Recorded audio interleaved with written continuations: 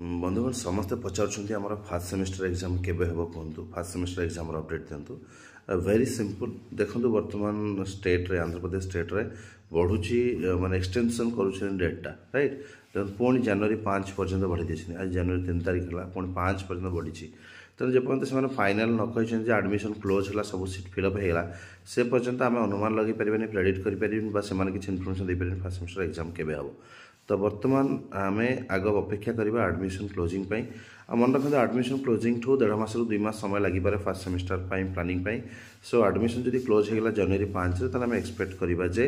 आपणकर February and रु March first second week भितर एग्जाम हो पारे जो यूनिवर्सिटी गुड़ाक ठीक टाइम करती आ जो यूनिवर्सिटी मैंने स्लो करती रॉयल सीमा हो विक्रम सीमापुरी हो एमकर